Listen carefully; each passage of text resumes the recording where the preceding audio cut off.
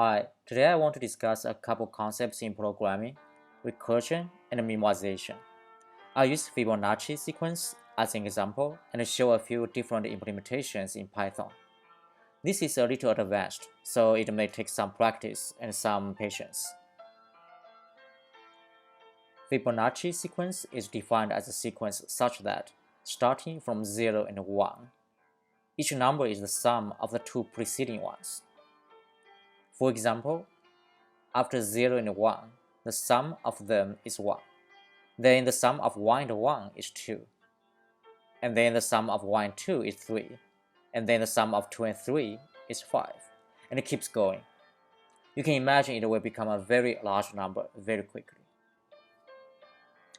One interesting fact about Fibonacci sequence is that the ratio between two consecutive numbers approaches the so-called golden ratio, 0.618.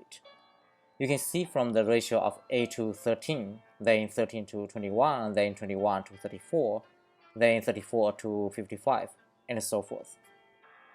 Golden ratio shows up everywhere in nature. Math sometimes is really fascinating. We can implement Fibonacci sequence as a recursive function. A recursive function is simply a function that calls itself during its execution. It's a standard implementation of recursive sequences such as Fibonacci sequence, which start with some initial values and have the following values depend on the preceding ones. Looking at the implementation, if you want the 20th value in the sequence, you will need to calculate all the previous 19 values recursively. Now if you want to calculate the 21st value, you need to calculate all of them again, including the 20th value. So your program can potentially go really slow, and also slower and slower. So this standard simple implementation is very inefficient. One way to get around it is to use the so-called memoization. It sounds fancy, but it's just a name for storing the results of expensive function calls. So when you call the function again with the same argument, it will just return the cache result without having to recalculate it. There are different ways of implementing memoization in Python. We'll look at a few. Not all of these are using Python decorators, which are convenient ways of functional programming. First one is to define a class to wrap up the function, while defining an internal dictionary within the local scope to cache or memoize the calls that have already happened.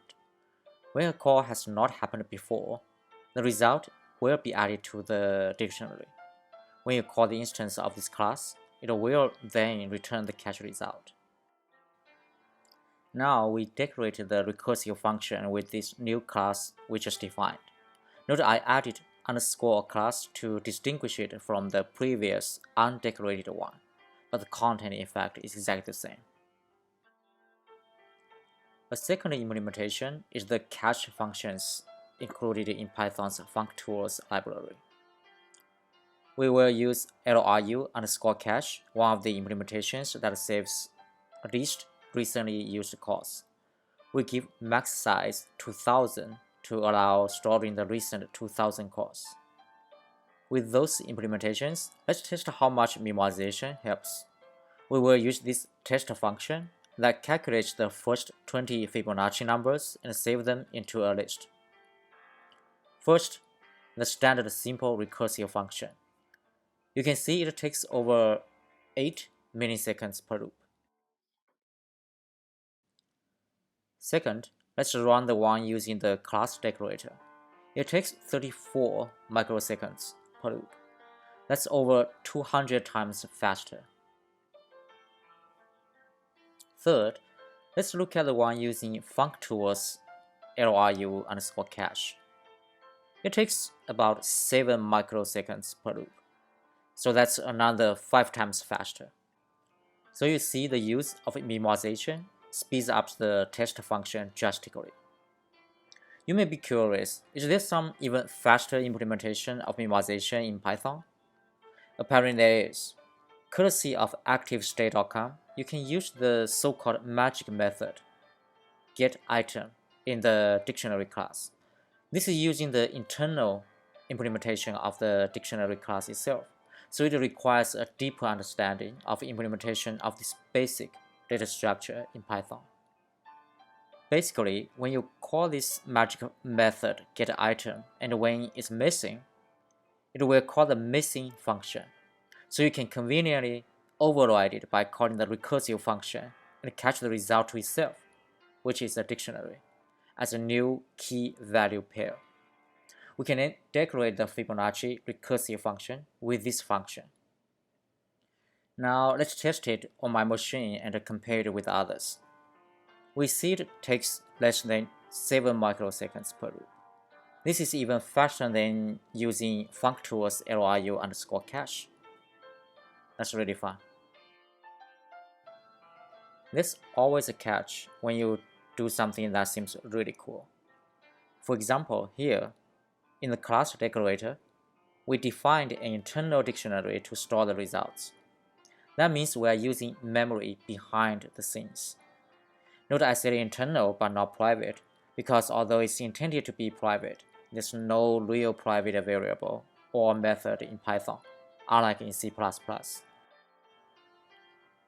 When you call this dictionary internal to the decorated function, you can see the first 20 values are cached. This is of course the intention. But recall functools cache. Do you know how it caches the results? One of the criticisms of Python or many high-level programming languages is that there could be a lot of hidden overhead cost that's not explicit. So it's something you may need to pay some special attention to. Okay, hope you find this helpful. Thanks for checking out this video and hope to see you again next time.